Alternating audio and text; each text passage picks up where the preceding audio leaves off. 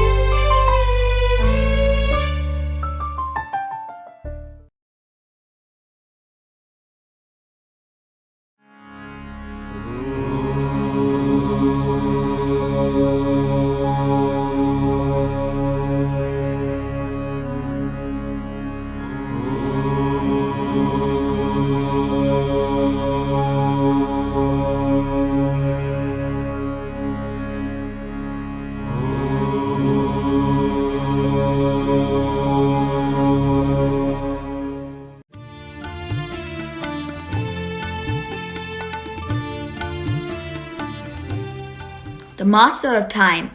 Omkara Swarupaya Nama. Chapter 10. Past is past, it can't be recalled. Future, you're not sure of. The given moment is now, present. This present is omnipresent. Baba. Several years ago, a lady called Sakama lived in Prashanti Nilayam. One day she questioned Baba. Swami, in the battlefield at Kurukshetra, the Kauravas ranged enormous forces fully armed and ready to fight. In such a situation, how is it possible for Bhagavan Sri Krishna to recite to Arjuna the Bhagavad Gita consisting of as many as 700 slokas, as Sri Krishna took his own time and Arjuna listened, ignoring the enemy's threat? How did the enemy keep quiet? Swami did not answer her question there and then. That evening, Swami, along with several of his devotees, went as usual to spend time on the sands of River Chitravati. Devotees sat around Swami. Sakama too was one of them. Swami thrust his hand into the sand, and as the curious devotees watched with wide open eyes, he slowly pulled out a foot-long gleaming white ivory figure. It showed Lord Krishna sitting on a chariot and exhorting Arjuna with Gita. The image was extraordinary, minute in detail, and of exquisite craftsmanship. Sakama in particular was staring at it with open-mouthed wonder. Swami explained, how many days will ordinary mortals take to carve this beautiful ivory image? How many hands will be required to accomplish this intricate carving? How many artists would be required to make the initial design and to prepare detailed plans? But do you see how it is materialized in all its splendor, just in a thrice, the moment Swami wills it to be? If God has a will, he can dominate time and control it. What would take several months for a man, I've abridged into just a moment.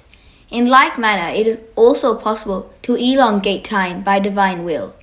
On the day I gave the Gita to Arjuna in the battlefield, I created in his mind all the time needed. I also abridged it to a few moments for the rest of the troops on the field. Time is within the complete control of Sri Sathya Sai. He can abridge it and elongate it at his divine will. He abridges time. Here is an instance where a period of several years were abridged by Swami into just an hour. There was a Christian student in Colombo, Sri Lanka. He came to India for college education and got himself enrolled in the Madras Christian College in Madras. One day he went to the Sri Ramakrishna mission. He was very much attracted by the image of goddess Kali, which Sri Ramakrishna Paramhansa had worshipped. Gradually he became a devotee of goddess Kali. He received initiation. He would meditate deep and long on the Devi mantra. Eventually, he reached that stage where he would remain for hours and hours in samadhi. Afterwards, he converted to Hinduism and took sannyas. Sometime later, he travelled to Colombo to visit his mother.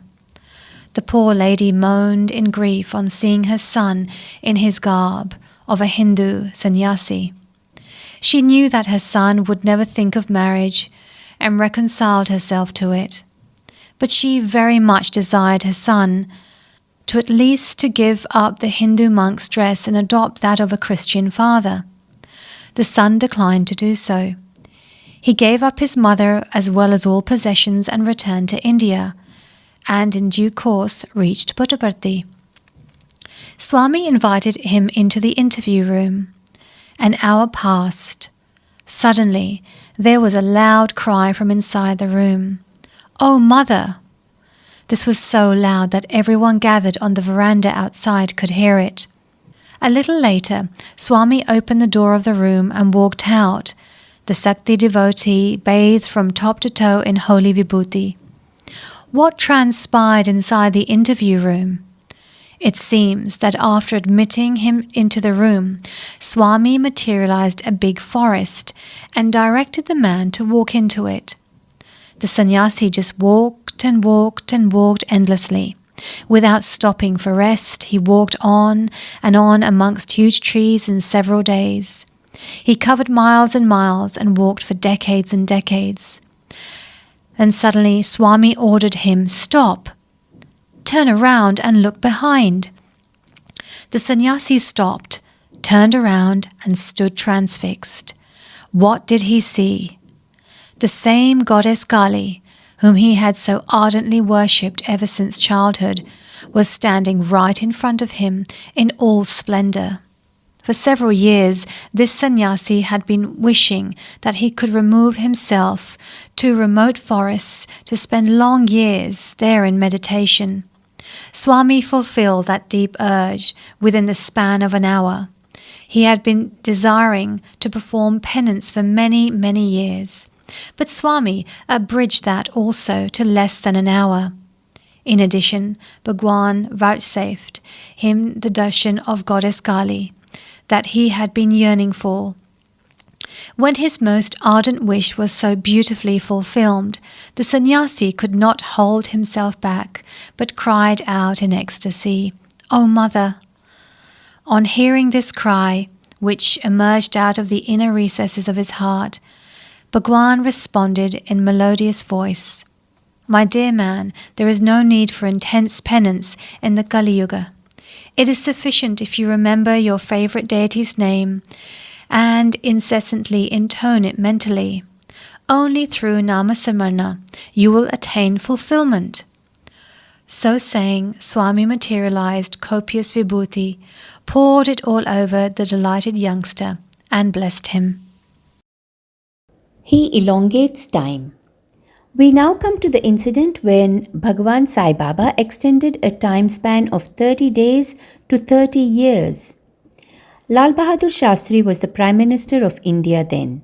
His personal assistant was Tyagaraj. When he had some health problem, he went to Bangalore for a medical checkup. After thoroughly examining him, the doctors diagnosed him as a cancer patient and declared his life expectancy to be just 3 months.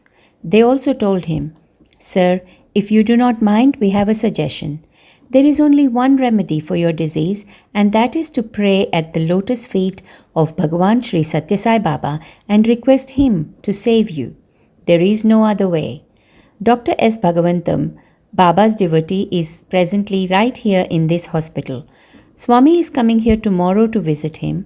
You may avail of this excellent opportunity. But Tyagraj declined the advice. He added, I am the personal assistant to the Prime Minister of India. I do not need to fall at the feet of any Baba. I can afford to get proper medical treatment anywhere. He followed his own counsel and went here and there for medical help. After 2 months, he returned to the same hospital and got himself examined once again. Sure enough, doctors declared that he would live only for another month or so. Tyagraj was now in a desperate hurry to reach Puttaparthi. As he waited for darshan, Swami approached him and said, Cancer? Poor Tyagraj burst into tears and fell at Swami's lotus feet. Swami materialized Vibhuti, placed it in his hand and told him to eat it. This was done for 3 consecutive days. On the 3rd day, Bhagavan Sri Sathya Sai said, Cancer is cancelled. Needless to add, subsequent medical tests confirmed no trace of cancer on Tyagaraj. This incident happened 30 years ago. Tyagaraj served in the office of Sanatana Sarathi in Prashanti Nilayam until recently. Presently, he is doing service in the canteen in Prashanti Nilayam, savouring the unbounded benevolence of Swami. The extraordinary case of Tyagaraj demonstrates Bhagavan Sai's control and command. That is why in the Satya Sai Ashtottara Sahasranamavali, the 1008 attributes and names by which he is worshipped ritualistically, we find him addressed as Kalaya Namaha, Kala Kalaya Namaha, Kalantakaya Namaha, Kala Swarupaya Namaha. Salutations to him who is time, who regulates time, who destroys time, who is the very embodiment of time. Time and space bind me not. Baba was once on a visit to Venkatagiri and was about to return to Puttaparthi. An old lady, an ordinary resident of Prasanthi Nilayam, was at the time in her native village by the name of Fayalappadu, situated on the Venkatagiri Puttaparthi road. So she thought she would pray to Swami to break the journey of Vailpadu and visit her home. She ascertained the day of Swami's departure from Venkatagiri. On the day she stood by the road waiting patiently for Swami's car. She also persuaded other villagers to keep day and night vigil at the spot, but the car made no appearance. Then she came to know that Swami had meanwhile reached Prasanthi Nilayam. Deeply disappointed, she too returned to Puttaparthi. She found Swami on the veranda of his upper floor residence talking to some persons on the ground. She pushed herself forward and without stopping for a breath, asked loudly, Swami, our villagers and I stood on the wayside near Bayalpadu waiting for you. We kept day and night vigil. When did your car pass by our village? How did you arrive here? Amused by her excited manner, Baba burst into laughter.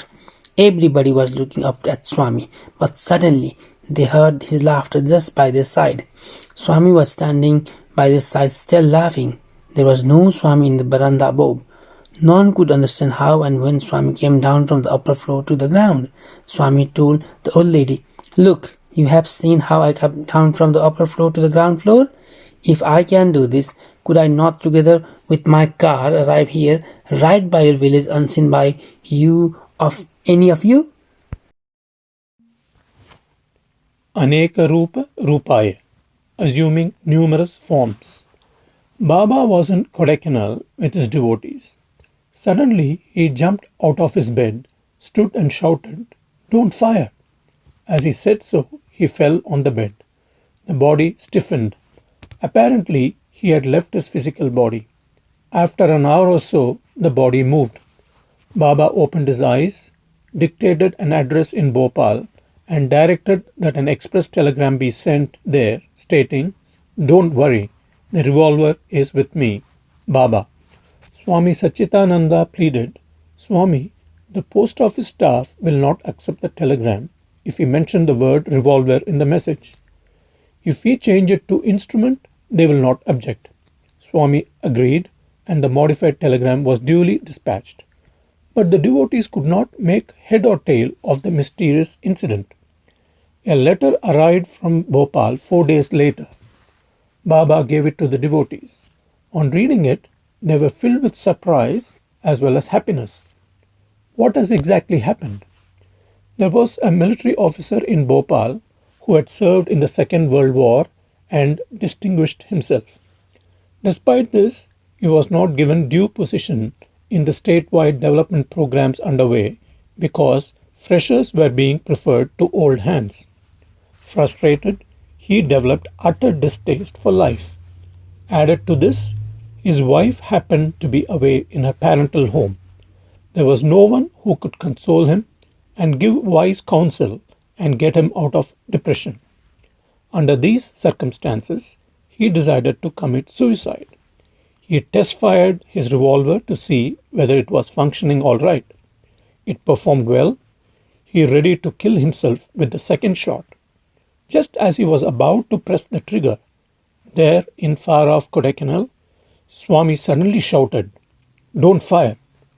At that precise moment, in Bhopal, the door of the officer's room suddenly flew open. Standing at the door was his bosom friend and an old college mate. He did not come alone. His wife too was with him. Behind them was the porter who was carrying their luggage. As soon as the officer saw them, he ran into his inner room, hid the revolver somewhere, and came out smiling to welcome the guests. The guest amused his old friend officer with cheerful conversation. He recalled several happy events in their college life. He revived pleasant memories of the carefree company they shared while in college many long years ago. He was quite vocal and entertaining. The lady also joined in and added to the joviality. The warmth and friendliness of the visitors soon drove away the officer's misery and restored his mental equanimity. The visitors soon noticed that the officer's wife was away, so they said that they wished to go to another friend's house. They also incidentally mentioned the other friend's address where they were planning to proceed. The officer tried to persuade them to stay on, but they excused themselves. Promising to come and stay on their next visit to Bhopal, they took leave of the officer. The officer now searched for the revolver hurriedly hidden a little while earlier. It was not found despite a thorough search. Suddenly he remembered Sathya Sai Baba. Some time back he had gone to Puttaparthi and had Swami's darshan. His wife was a devout follower of Baba, so he concluded that this was all Baba's Leela. Locking up his house, he went in search of his college fellow friend at the address given to him, but he was told that no visitor had come there. Just as he returned to his home, an express telegram from Kodaikanal arrived. It read, "Don't worry, the instrument is with me, Baba." On reading it, the officer was overcome with remorse. To express his gratitude, he wrote a detailed letter to Bhagavan. It is through that letter that Baba's devotees also learned about the full details of the incident. It is worthy to note that to save a devotee, Bhagavan assumed 3 human forms: the officer's friend and his wife and the porter, all of them simultaneously at the same event with profound significance. It also establishes yet again that time is under Swami's control. This is the meaning of the Vedic dictum, Ekoham Bahusyam, the one willed to manifest into many. The incomprehensible. It happened around 1988. There were about 1,400 students in the hostel of Swami's College in Vrindavan at Whitefield near Bangalore. Bhagavan Sri Sathya Sai visited the hostel one night. The delighted students respectfully stood in his presence. Suddenly, the electricity went off. In the darkness, Swami moved quietly towards a boy and whispered to him in his ears, "Atul, I will give you something. Hold your hand." The boy extended his open hand, and Swami placed a laddu in it. He further whispered to the boy, "Don't show it to anybody. Put your hand behind you." Suddenly, the electricity was restored. Bulbs came back to life. Atul looked around. Surprisingly, all the 1,400 boys assembled there were keeping their hands behind them. Everyone was having a laddu in his hand. That is Swami. We get astonished at the amazing Leelas. Our reasoning power abandons us. Tongue fails us. Mind refuses to function. Nothing can be understood. How can we comment upon, much less explain, such displays of Swami's divine sport? That is why it is said, Yato vacho nivartante aprapya manasa saha, meaning that the universal absolute cannot be reached or comprehended by the bodily senses or by mind. He arrives unnoticed. Muddanahalli is a small town that is located on the roadside from Puttaparthi to Bangalore. There is a Swami school there. In February 1993, the school was to celebrate its anniversary. Teachers and students invited Swami to grace the occasion, and Swami gave his consent. But on the given day, he did not come, even though the expectant teachers, students, and invitees waited long for him. The cultural programs, children's dances, and other items were gone through without Swami's presence. In due course, even as everyone waited eagerly for Swami's arrival, the entire program was over. There was a cloud of disappointment casting a dark shadow over the celebrations. Later, the photographs taken on the occasion were developed and printed. To everybody's astonishment, one of the photographs taken during the dance items showed Swami standing amongst the dancing children. Not only that, Swami was seen in the picture not at one single place, but at 5 different places, wearing a different dress at each place. Om Shri Sathya Sai Parabrahmane Nama. Shanti Shanti Shanti. End of chapter 10. Chapter 11. Loving Mother Sai. Love is my form, truth is my breath, bliss is my food, my life is my message, expansion is my life, no reason to love, no season to love, no birth, no death. Baba. Love of 1,000 mothers. Bhagavan Sri Sathya Sai Baba devotes 3/4 of his precious time to his students. He feels that the future of society rests solely on these innocent, clear-hearted children. He is all love for them. He tells them, "Look at me within your own selves. I look at myself in you. You are my life, my breath, and my soul. You are all, every one of you, my form. When I love you, I love my own self. When you love yourselves, you are only loving me." Agony moves Bhagavan. Once Bhagavan was in Vrindavan with his students. He said, "When I am here, you are distracted and are not studying properly. If I go away to Puttaparthi, you would devote yourselves to studies. I am leaving for Puttaparthi at 8:30 a.m. tomorrow."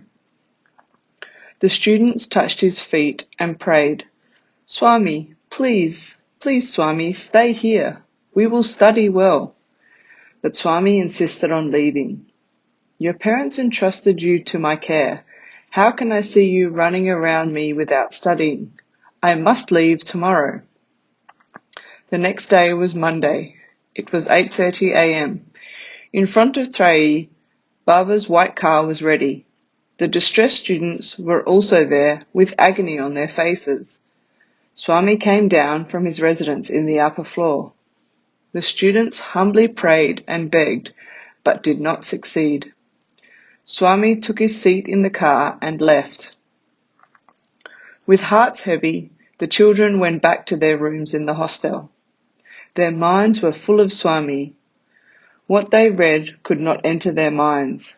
The absence of Swami rendered their entire environment colourless. lifeless, listless, dark and silent. Every student quietly kept to his own room.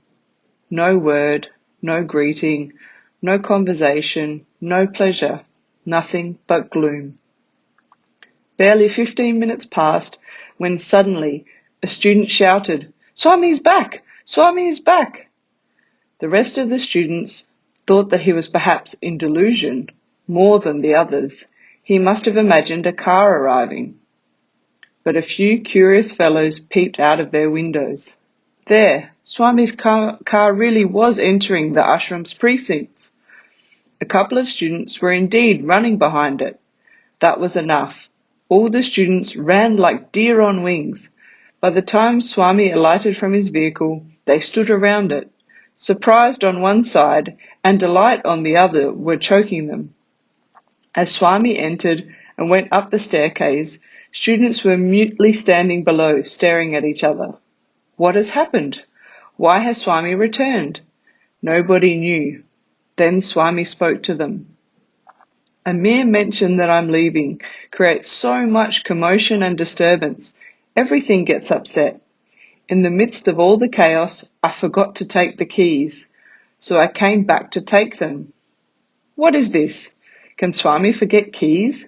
The hearts of all the children were full with emotion and immeasurable happiness. Not a single eye remained dry. Silence ruled everywhere. But then, they feared that Swami might get a hold of his keys after all and go away. One student hesitatingly asked, "Swami, shall we put things back in the car?" Pretending to show anger, which everybody could see was not there, Swami said, "No, I will leave in the evening." But the students, clever as they were, did not fail to see the bubbling smile behind Swami's show of anger. They all cried with one voice, "Swami, Swami, please stay here, Swami." Swami turned back to them and said, "Look, your sincere, transparent distress has dragged me back here. If you want me to stay here, you should work hard on your studies. Then I assure you I will stay here. Get busy now with your studies." Spirituality connotes agonizingly for God, intense yearning for God and undergoing suffering and distress in quest of God. These are the essential features of spirituality. The Flower of Love.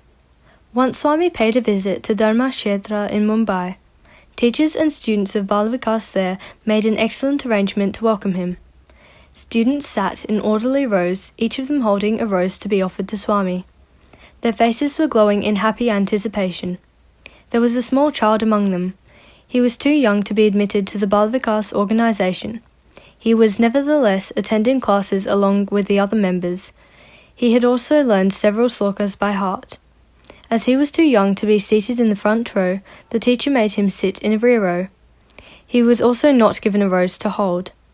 The little one's pain at being discriminated showed on his morose face. As he was keen to present a flower to Swami just like the others, he requested some of them for a rose but received none. Swami arrived on the dot. He walked along the rows of boys who were holding up flowers to him. He gently touched each flower offered to him and blessed every student. The little child was watching each step and gesture of Swami as he slowly made his way along. Quietly, he slipped himself into the front row. Swami was now nearing him. Just at that moment, the child chanced to see in front of him a tiny flower of grass. He snatched it up and held it in his hand. When Swami arrived right in front of him, he raised his little hands and made his loving but uncommon offer to Bhagavan. Swami smiled sweetly, accepted the simple offering from the child, and softly pressed his tender fingers. In appreciation of the little one's gesture, Swami patted him affectionately and also spoke a few words to him. While Swami merely touched the fine roses offered by the others, he carried in his hand the humble grass flower the little child so lovingly offered. The meetings that followed lasted 3 hours. After they ended, Swami came out and blessed those gathered there. But the little grass flower of love was still in Bhagavan's hand, as fresh as it had been 3 hours back. Bhagavan Sri Sathya Sai notices the yearning and distress lying deep in the heart of a devotee and responds to it. Shed a tear for me. This happened in 1976. Swami was in Vrindavan. Several engineers were moving all over the place holding some construction plans in their hands. Sri Sathya Sai came out to give darshan to the assembled gathering. To the students crowded around him, he said, "My dear boys, I am having a new hostel constructed for you. It will be very roomy and comfortable. It will come up at a little distance away at the back of our college building." Speaking for all of them, one of the boys said, "Swami, we are quite comfortable here, quite satisfied and happy. We do not want a new hostel, Swami. This Vrindavan is our home." Swami explained, "My dear boys, if you consider Vrindavan as your home, that's well and good. And I am happy that you are adjusting yourself to it and feeling satisfied. All the same, I am unable to bear the sight of you little boys cramped for space. It is my duty to ensure your comfort. Foundation stone for the new hostel building will be laid on the coming Thursday." Having said this, he moved ahead towards the open space beyond the portico to bless those waiting for his darshan. The foundation stone laying ceremony was to take place hardly 48 hours later. Engineers were very busy, but the students remained dissatisfied. They did not know what to do. When Baba visited the hostel on the next day, a boy, the youngest of them all, placed a letter in Baba's hands. He read it through, lovingly smiled at the little fellow. Then he sat on his throne and sent for the warden. When he presented himself, Swami gave the letter to him and asked it to be read aloud. It reads as follows: "Dearest Sai Mother, our humblest salutations to your lotus feet. Are you displeased with us? Are we disturbing the silence that is most dear to you? Are we violating the code of discipline and behaving without due restraint? It must be, otherwise why would you try to send us away from the beautiful precincts of Vrindavan? Why do you insist that a new hostel for us should be built at a far-off location? Vrindavan is a gracious place. It has brought your sweet and protective love and care very close to us. Even gods would desire to enjoy such love. With heartfelt love and affection, your child." P.S. If you are determined at any rate to build a new hostel far away from Vrindavan, kindly build also a new residence for you and stay close to us. As the warden finished reading, there was not a single boy without tears. In one voice, they cried, "Swami, please accept our request." Bhagwan's heart melted at the sight. He immediately sent for the chief engineer and conveyed the student's wish. He murmured, "These plans have all been drawn with extreme care, and not much time is left for laying the foundation stone too." But the boys told him with one voice that only Vrindavan should be their home. Seeing the mood of the boys, Swami indicated to the chief engineer to have the plans redrawn. Fresh plans were made locating the new hostel within the Vrindavan complex. On hearing the exciting news, the children were in ecstasy.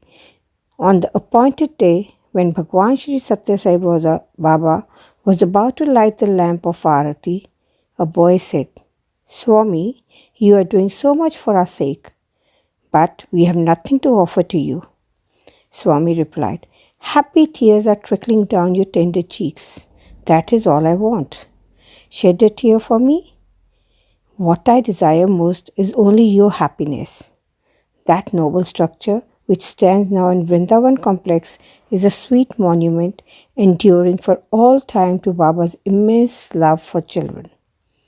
In 1976, a number of deer from the adjoining forest of Mali strayed into Vrindavan. A nice place opposite to Thray was provided for them. Swami fed them with apples and looked after them with love.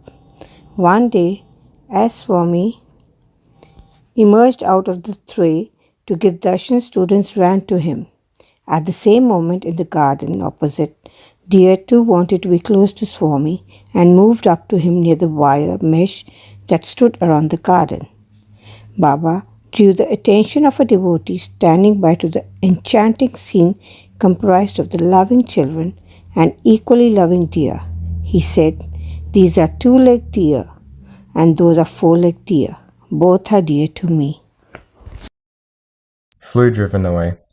Influenza once spread like wildfire in the higher secondary school in Prashanti Nilayam. Nearly 200 students were affected. After the evening bhajan concluded, Swami asked Dr. Areja to pay a visit to the school. The doctor found about 200 students suffering from high temperature, cough, and vomiting. The infection seemed to be beyond control. It was then 8 p.m. As the doctor made his way back to his room, he thought that as Swami's room would be closed at that hour, he would report to him next morning.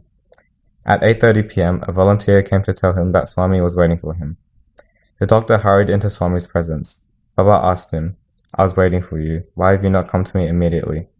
The doctor replied, "Swami, by the time I returned, it was 8 p.m. I thought that your door would be closed by that hour. About 200 students are suffering there from flu. I find it impossible to arrest its spread. I am afraid at this stage no medicine can help. Only you can save them." Next morning, Baba visited the school and the hospital. He walked through every single veranda and classroom. He went up to the roof also despite the principal's protestations that it was not properly cleaned up. Swami then called for a stainless steel bucket filled with water. He materialized vibhuti in immense quantities and poured it into the water. He asked one of the teachers to carry the bucket around and serve the vibhuti water to every teacher and every student. The disease spread no further from then on. Within a space of 4 days, every single patient recovered fully. Swami's medical treatment is amazing and inscrutable. Supremacy of spiritual learning. What should we pray to God for? Not for worldly wealth and enjoyment, not for material things and property, but for God Himself. Every blessing comes by itself in the wake of God. The learning that makes man yearn for God is known as spiritual learning. Swami once described how Yashoda went after her prankster child Krishna. Yashoda, he said, held a lump of butter in one hand, while she showed it to Krishna with a view to enticing him. She kept the other hand behind her back holding a stick. While the little child drew near for butter, she would grasp him and deal a couple of strokes with the stick. That was her way of putting her errant child straight. Bhagavan Sri Sathya Sai reaches for us exactly in the same way, with worldly learning in his open hand, but holds spiritual learning in the other hidden hand. Boys and girls come eagerly seeking admission into his educational institutions, colleges and university. Swami receives them and imparts spiritual learning along with worldly learning. Even an ordinary individual is gradually processed and refined in this manner. Man becomes truly wise in course of time. Swami's indescribable love makes it possible. In Barber seeds of learning, children are educated from kindergarten level to postgraduate level absolutely free of charge. MBA, MFM, MTech courses have also been introduced in Sri Sathya Sai Institute of Higher Learning, a deemed university. These are in addition to normal courses at bachelor's level in arts, science and commerce, as well as master's level courses in arts and sciences. Facilities are available for doctoral studies as well. A number of big, neat, roomy and airy buildings have been built. A state-of-the-art planetarium costing crores of rupees has been installed.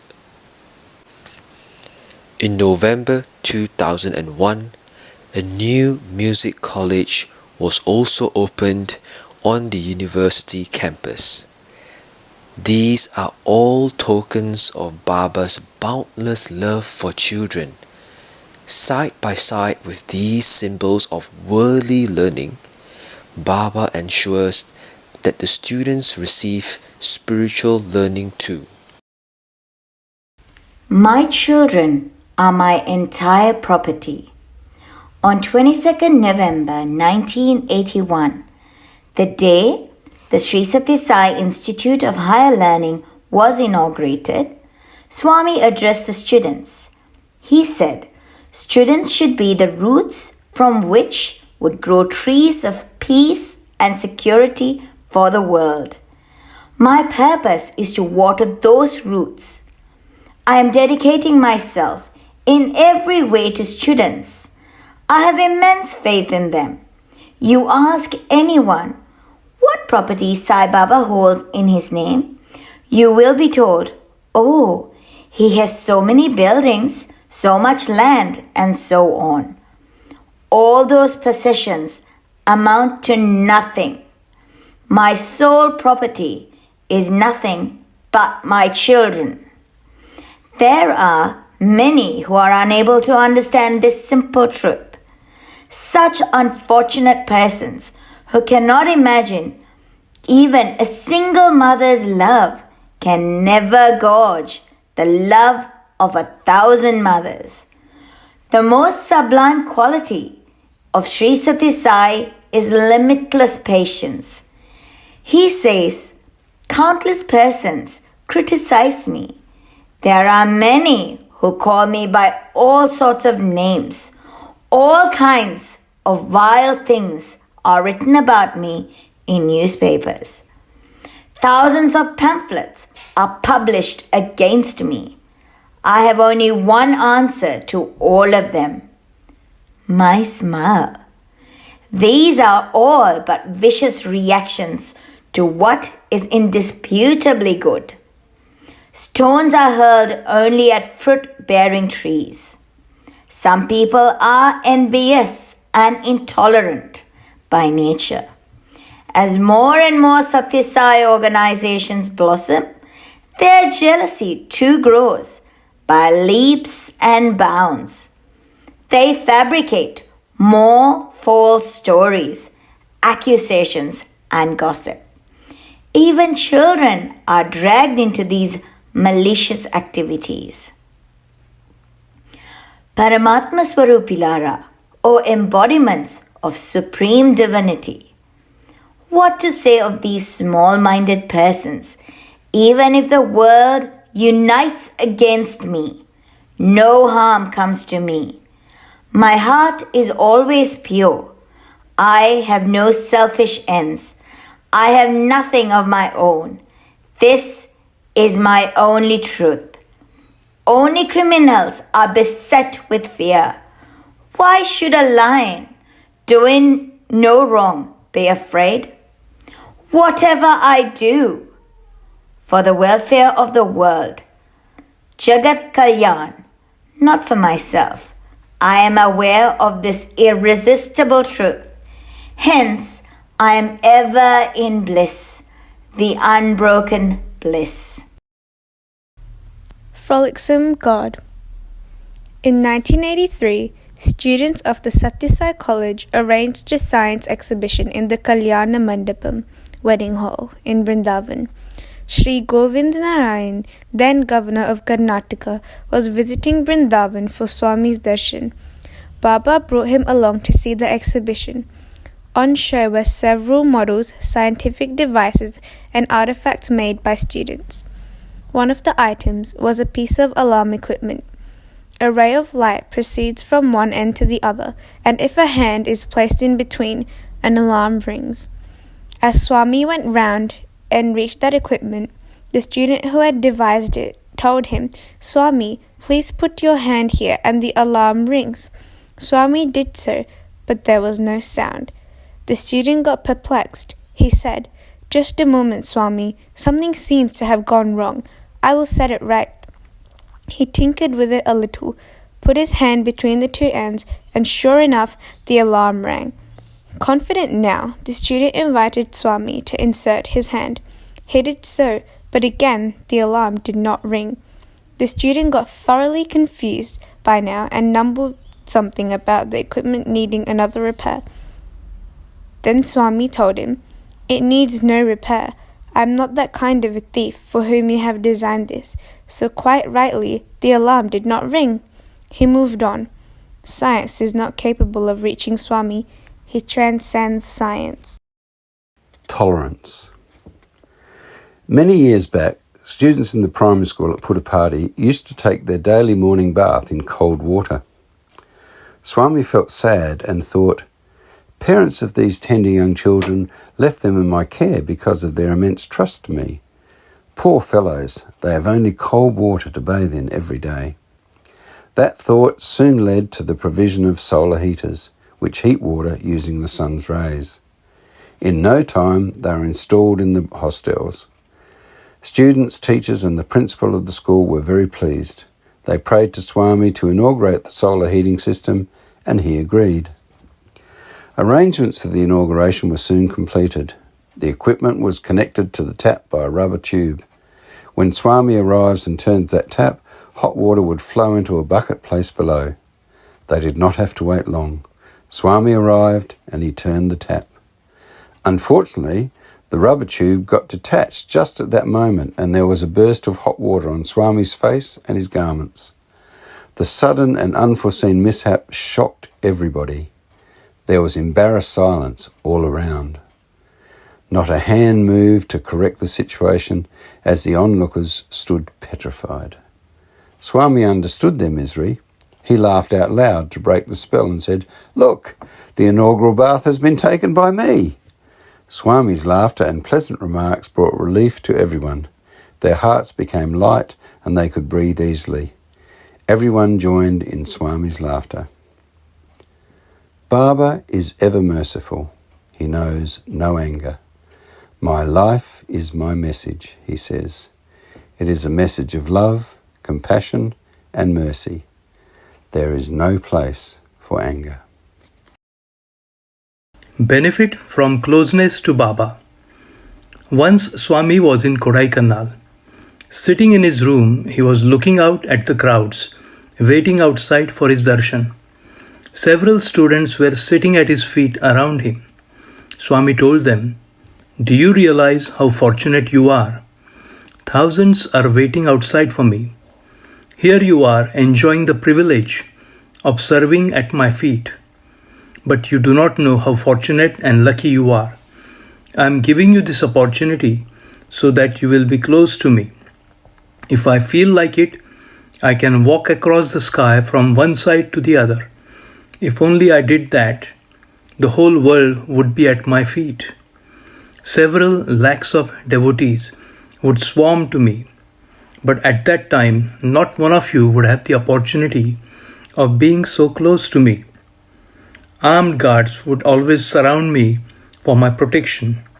I assure you, those days are not far off. Believe me, a day will come when you'll barely be able to spot a tiny red flash of my robes from a long distance, that too with a great effort. You will realize Swami's glory when I walk across the sky from one end to the other. So as of now, try to derive benefit from every single moment of your closeness to Swami." On one occasion, a program of sports was organized in the Hillview Stadium. Inaugurating the games, Swami released 2 white pigeons. As the games were underway, Swami and some distinguished guests watched from a dais. After some time, they noticed the same pigeons earlier released, flying in the sky across the dais. Swami observed, "Look at those birds. They have been with us for a long time. Therefore, they have become incapable of adjusting themselves to the outside world although they have been set free. No doubt Swami was then referring only to those 2 pigeons, but what he said then applies to all his dear students and devotees. Om Shri Sathya Sai Parabrahmane Namaha. Shanti, Shanti, Shanti. End of chapter 11. Chapter 12. The Temples of Healing. You will understand me only through my work. That is why sometimes, in order to reveal who I am, I myself show you my visiting card, something that you call a miracle. They are neither magical tricks nor Siddhic occult powers, which can come to everybody with the appropriate discipline and yoga exercises. But my powers to protect, heal and save people and materialize objects originate in God and can be used only by an avatar. They are in no way designed, disciplined or developed, but flow from cosmic power. Baba. Super speciality hospitals. For the benefit of the poor, Bhagavan established in Puttaparthi the Sathya Sai General Hospital in 1956. Everyone knows that the hospital, as well as the doctors there, are mere instruments. The real doctor is Bhagavan Sri Sathya Sai Baba himself. There are many number of instances where Bhagavan himself took over the miraculously cured patients who had been given up or could not even be diagnosed by doctors. Then Bhagavan willed that the super speciality hospital be established, where treatment costing several lakhs of rupees elsewhere would be given free of charge, and the hospital would become another wonder of the world. The divine will fructified in no time. On the 22nd of November 1990, Bhagavan Sri Sathya Sai Baba laid the foundation stone and proclaimed that exactly 1 year later, on the 22nd of November 1991, the hospital would be inaugurated. The super speciality hospital was designed by an eminent architect, Dr. Keith Critchlow, director of the Prince of Wales Institute of Architecture in London. On the suggestion of Isaac Targret, he came to Prashanti Nilayam and had Swami's darshan. Swami granted an interview to him, during which he explained to the architect the intricacies of designing the proposed hospital. Elaborating what he had visualized, Bhagavan pointed out Vastu, the Hindu science of architecture, planetary and astrological aspects that needed to be considered. The engineer was astounded at the depth and extent of Swami's technical knowledge. He returned to London and set about drawing up a design according to Swami's instructions. He was not successful. On the advice of a friend, he imagined himself to be a mere tool in Baba's hands. He surrendered himself totally to Baba's mercy. He prayed earnestly to Baba, and then he started the work afresh. He took a long piece of drawing paper from one end to the other in one single effort. He drew a sketch of the hospital. He added one ward at each end, extending on either side and bending towards the middle, as though 2 loving hands were extended and then closed around the object of that love, just as directed by Swami. A group of architects took over at this point. They worked for 3 months, 17 hours a day, filling up every detail, and completed all the designs and plans. They sent the entire set to the construction company in India, designated by Swami. But Dr. Critchlow had his own doubts. Even in a very technically advanced country like the USA, a super speciality hospital of this kind cannot be constructed in less than 7 years. How then can Swami build this hospital in 6 months, he wondered. Architects arrived from London. They laid the foundations and erected concrete pillars of 3 to 4 feet high. When Swami went to Bangalore in May, these architects also left the site and returned home.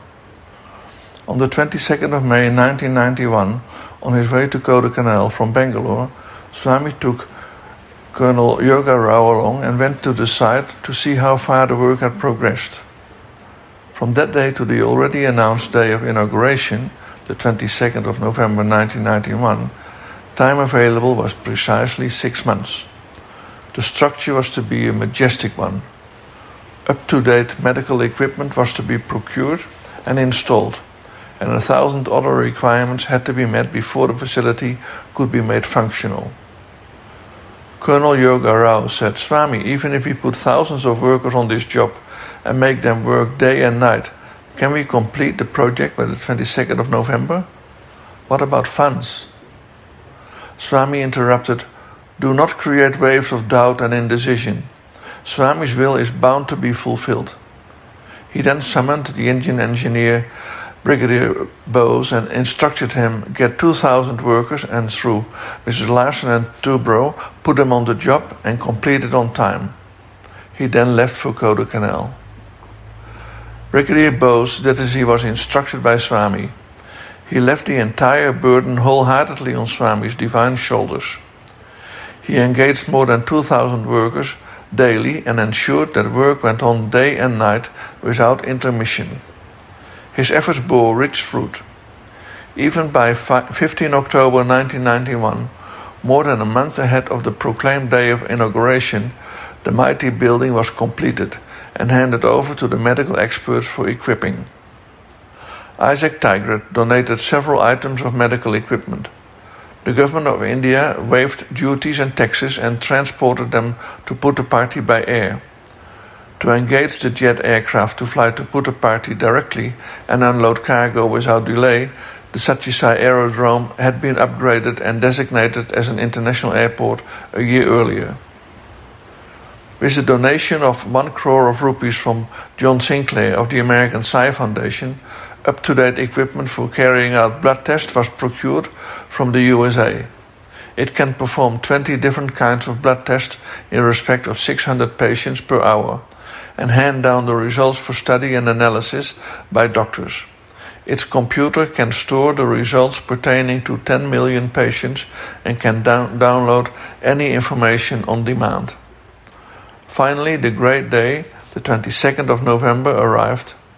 In accordance with the divine will of Bhagavan Sri Sathya Sai Baba, on the very first day of inaugurating the hospital, as many as 4 open-heart surgeries were performed. How wonderful! What a miracle! The day of inauguration had been announced in advance, exactly 1 year ago. 6 months back, there were only uncultivated agricultural fields at that spot. Within a span of 5 months and a half, magnificent buildings came up, the rarest and the most modern medical equipment arrived directly at Puttaparthi Airport. The hospital was declared open precisely on the date announced a year previously. Open heart surgeries were performed on the opening day itself. Is this all believable? Experts all over the world were astonished. Another similar super specialty hospital has been constructed in Bangalore. That is also with the divine Sankalpa of Bhagavan Baba. In November 1999, an announcement was made about the hospital, and by November 2000 it was ready and in full swing. Inaugurating it on the 19th of November 2000, Swami Bhagavan Sri Sathya Sai stated, "Sai institutions are eternal. They will serve the poor forever." One cannot but stare amazingly at Bhagavan Sri Sathya Sai's Sankalpa and how he executes it. He once declared, "My will is bound to be fulfilled. Even if the 14 worlds, Chahudasa Bhuvanams, join together to oppose me, they cannot prevent whatever I will do. Nobody has the capacity to comprehend my divine power. None of the gods, from Lord Brahma downwards, can comprehend it. Even a 10 millionth part thereof is much beyond comprehension of the brainiest man. These sublime words of Bhagavan should be cherished by mankind." Potency of prashadham. A couple brought their little daughter, sick with heart trouble, to Puttaparthi. Doctors at the super specialty hospital found 2 or 3 holes in her heart. As the case was considered an emergency, they decided to perform open heart surgery the very next morning. She was immediately admitted. The distraught father decided to inform Baba about the crisis the early next morning and obtain his blessings. So he went out and sat in the audience hall. The ever-merciful Baba was moving among the devotees. A boy whose birthday happened to be on that day brought toffees and offered them to Swami. Baba accepted them and threw handfuls of the toffees among the seated devotees. One piece landed on the lap of the heartbroken father of the heart patient. He was overjoyed and accepted it as Swami's holy prashadham. He took it to his daughter and made her eat it. A little while later, the patient was moved in for operation. The doctors took last-minute x-rays and to their consternation found no trace of anything wrong with her heart. They decided that she needed no operation and discharged her. Is it possible for anybody to describe Swami's immeasurable love and mercy in words? Who has performed the surgery? A man suffering from a number of ailments got his heart examined in the super speciality hospital. His condition was extremely distressing. Doctors felt that he was in no position to undergo the strain of a surgical intervention and refused to do anything. The patient began to pray fervently to Swami. He prayed to Bhagavan that he should somehow get the operation done and restore him to normal health. Bhagavan heard his prayer. He talked to the doctors and inquired how this particular patient was doing. They explained that he was suffering from several complaints, and in their opinion, it was not a fit case for operation. Swami said, "Go ahead and perform the operation. Nothing untoward will happen. I will oversee it." The operation was performed, and to the utter disbelief of doctors, it was successful. The doctors informed him that the operation was very successful and that the patient was in an excellent condition. It is a usual practice at the super speciality hospital to take video films of operations performed in complicated cases. Swami asked the doctors to view one of those videos. They were surprised when they did so. They found Swami in several forms, resembling each one of them around the operation table. Relieved of their pride and ego, they realized it was Swami, and Swami alone, who was performing operations, and that they were only incidental. They were tools in his divine hands. With utter humility, they bowed to the lotus feet of Bhagavan. The super speciality hospital rapidly grew from strength to strength. It has departments of cardiology, cardiothoracic surgery, uronephrology, and ophthalmology. There is also a lithotripsy center specialized in breaking the stones in the urinary tract with the use of higher energy waves. In this hospital, all kinds of treatments and surgical operations, which elsewhere would cost lakhs of rupees, are done totally free of cost. It is acclaimed as one of the wonders of the world. Speaking about this hospital, Swami said, "Here patients are ever cheerful. Their relatives are also happy and cheerful. Doctors smile as they serve the patients. Nurses cheerfully attend to their duties. The whole place is full of happiness. Sevadar workers are busy cleaning and polishing the wards and make the rooms spick and span.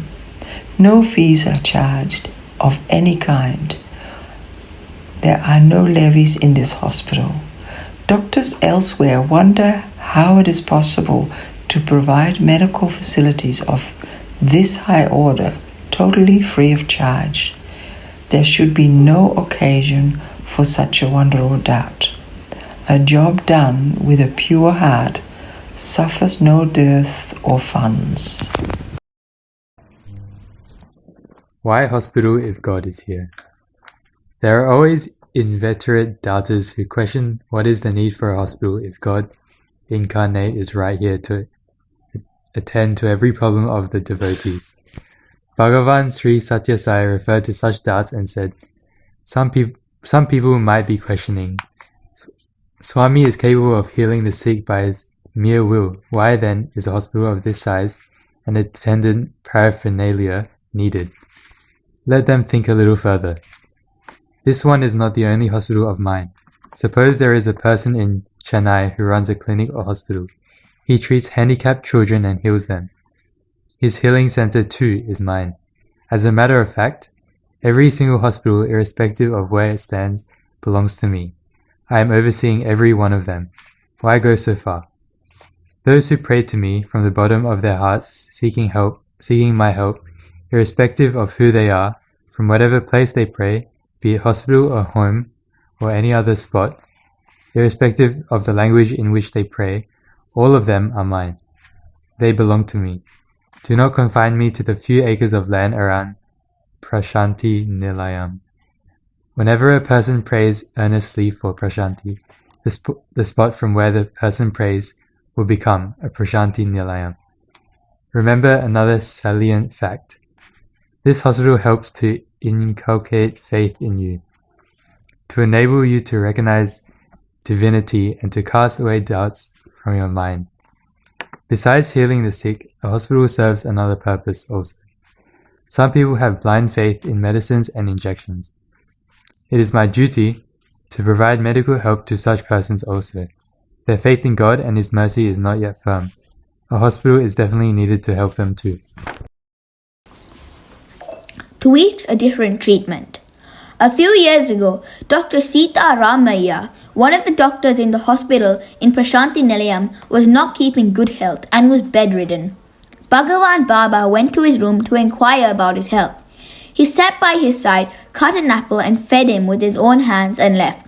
Sri Kasturi was with Swami all the while. He thought, how blessed is this doctor? Even illness has brought him so much good fortune. Swami himself walked into his room, inquired about him, cut a fruit with his own hands and fed him piece by piece. How much I wish I had fallen ill. Sometime later, Sri Kasturi too fell ill with pain in his backbone. He could hardly move. He hoped that Swami might visit him too, but Swami sent a word asking him to come to his room immediately. Pain or no pain, there was no question disregarding Swami's summons. So Sri Kasturi made his way laboriously to Swami's presence. Swami gave him a bundle of New Year calendars and ordered him, take these calendars and distribute them yourself, one for each room. Go. Without a murmur, Sri Kasturi picked up the bundle, went to every room on every floor of every building in Prashanti Nilayam and completed the distribution according to Swami's instructions. Seeing his agony, some persons offered to do the work for him, but he did not agree. They requested to be allowed at least to carry the heavy bundle for him, but he declined. Sri Kasturi later said, how do they know why I turned down their kindly offer? This was Swami's treatment to the pain in the backbone of Sri Kasturi. Om Shri Sathya Sai Parabrahmana Nama Shanti Shanti Shanti. End of chapter 12.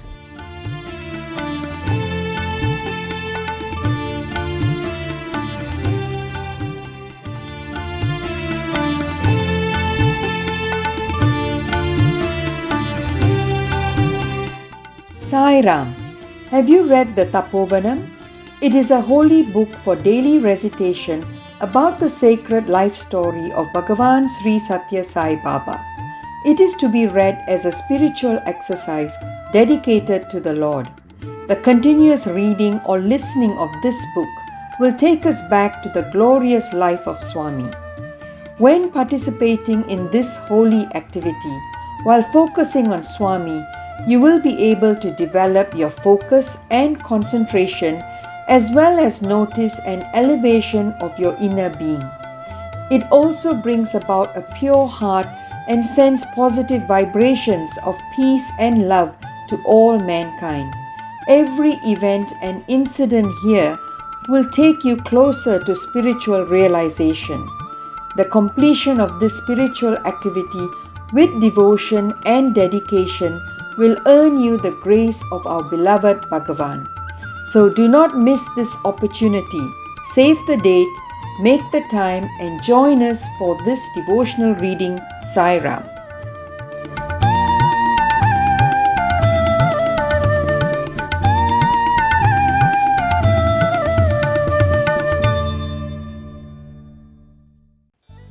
Sai Ram all.